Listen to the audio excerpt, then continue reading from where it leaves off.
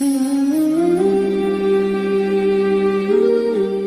اس رشتے کا بہت خیال رکھنا ہے. اس لیے بھئی اپنی بیویوں کے پیٹ نیمز رکھو یار. کس کس نے اپنی بیوی کا پیٹ نیم رکھا ہے, نک نیم رکھا ہے؟ ہاتھ کھڑا کر کے بتاؤ. ہاں شاباش, تو نے رکھا ہے. اور کس نے رکھا ہے بھائی؟ شاباش شاباش. اور اشرف نے بھی رکھا ہے. اور شاباش شاباش. اللہ کے نبی نے 2 نام رکھے تھے حضرت عائشہ کے. 2 پیٹ نیمز تھے, 2 نک نیمز تھے حضرت عائشہ کے. ایک ان کو حمیرہ فرمایا کرتے تھے, حمیرہ روشن چہرے والی. ایک ان کا نام ان کو پیار سے یا عائش کہتے تھے. عائش. میری اپنی بیگم کا نام عائشہ ہے, میں نے بھی یا عائش کر کے لکھ دیا. وہ میرا فون بہت چیک کرتی ہے. ہاں مجھے ایک دن کہنے لگی یہ کون ہے؟ ارے میں نے کہا یہ تو ہے. پھر جا کے اس کو تسلی ہوئی. پوری بات سنائی اس کو میں نے. تو پیٹ نیمز رکھو اپنی بھی. کبھی بول دو اس کو آج بڑی اچھی لگ رہی ہو, وہ جانتی ہے جھوٹ بول رہے ہو تم. وہ اسی کو خوش ہو جائے گی, اسی پر خوش ہو جائے گی کہ یار چلو اس کے منہ سے یہ بات نکلی تو صحیح. مولانا سعید احمد خان صاحب کی بات ایک مجھے کسی نے بتائی. جب کسی کے گھر کھانے پہ جاتے تھے تو وہاں جو کھانا بناتا تھا, جس کے گھر کھاتے تھے, اس کو جا کر کہتے تھے اب گھر والی کا شکریہ کر کے آؤ کہ کھانا اس نے پکایا ہے, ہماری طرف سے جا کے شکریہ کرو اس کا, اور پوچھ کے آؤ اور بتاؤ وہ کیا کہہ رہی ہیں. تو ایک دفعہ پتا چلا کہ ایک دفعہ ایک ساتھی کو جب یہ کہا, وہ جب گھر والی کو کہا تو گھر والی بالکل ایسے پردے میں آ گئی. کہا حضرت آج آپ نے میری کھانے کی تعریف کی ہے, میں 30 سال سے اس کے نکاح میں ہوں, اس نے آج تک میرے کھانے کی تعریف نہیں کی. کیسا ظلم ہے یار. یہ کیا تبلیغی ہے؟ 0/0.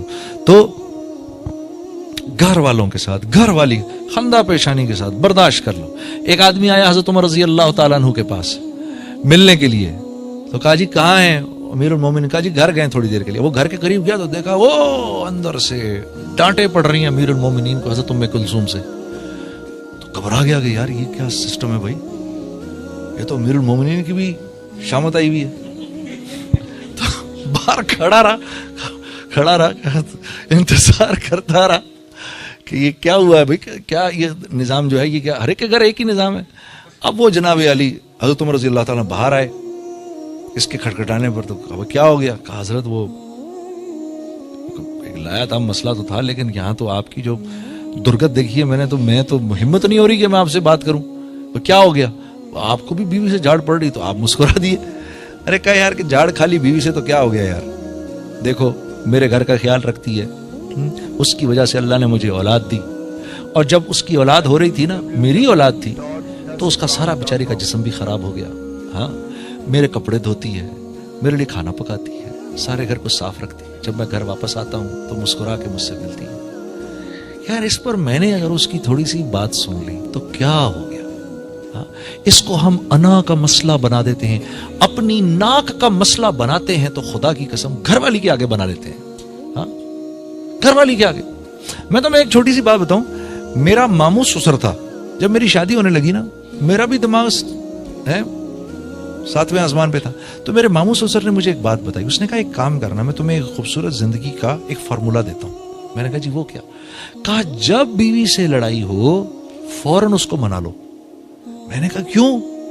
کہنے لگا یار بات یہ دیکھ, اس نے رہنا تو ساتھ ہی ہے, اگر یہ منہ بسور کے رہے گی نا تو اس میں اپنی پرابلم ہے, اپنا بھی ٹینشن رہے گی اپنے کو بھی, یار کہ کیا اس کو کروں, یا منہ بسورا ویسے.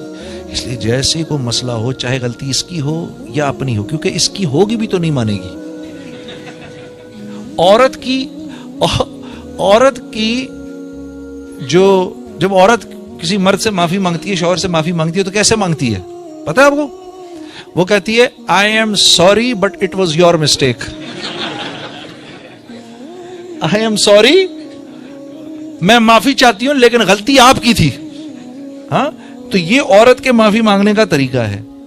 تو فوراً منا لو جا کے اس کو, تمہاری اپنی زندگی آسان ہو جائے گی.